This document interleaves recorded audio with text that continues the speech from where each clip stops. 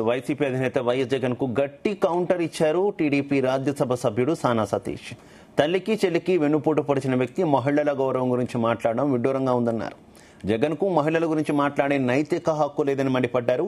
YCP ప్రభుత్వం అధికారంలో ఉన్న సమయంలో 11 మందికి రాజ్యసభ సభ్యత్వం కల్పించినప్పటికీ ఒక్క మహిళకైనా అవకాశం ఎందుకు ఇవ్వలేదని సతీష్ ప్రశ్నించారు.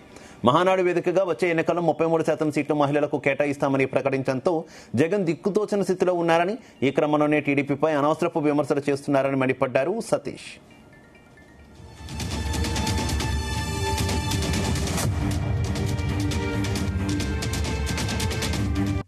ఈరోజు రాజ్యసభ అభ్యర్థుల గురించి ఒక అబద్ధపు పత్రికలో మహిళలకు స్థానం ఇవ్వలేదు అని రాయటం చాలా ఆశ్చర్యకరం వేసింది.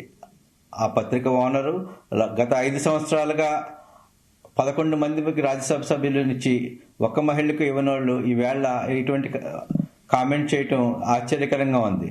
సొంత తల్లిని చెల్లిని వెన్నుపోటు పొడిచిన వాళ్ళు మహిళల గురించి మాట్లాడటం చాలా వెటకారంగాను ఆశ్చర్యంగానూ ఉంది.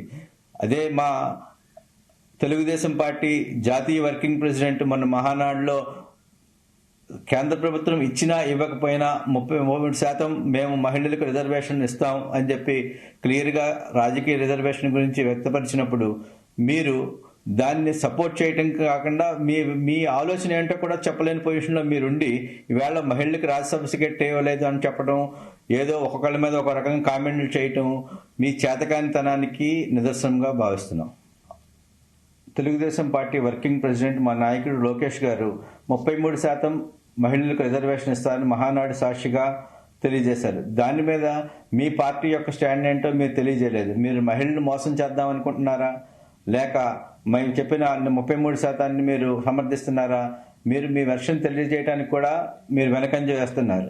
అదేవిధంగా మీరు మహిళల పట్ల మీకు ఏ విధమైన భావం ఉందో, మహిళల పట్ల మీకు ఏ విధమైన గౌరవం ఉందో, మీ తల్లిగారిని ఓడిపోయే వైజాగ్ సీట్లో నుంచోబెట్టినప్పుడు ఆవిడ్ని స్టేజ్ మీద ఏడుస్తా బయటికి వెళ్ళిపోయినప్పుడు, పదవిలోకి తీసినప్పుడు, మీ చెల్లిగారిని మోసం చేసినప్పుడు, ఇటువంటివన్నీ కూడా నీకు మహిళల మీద ఏ విధమైన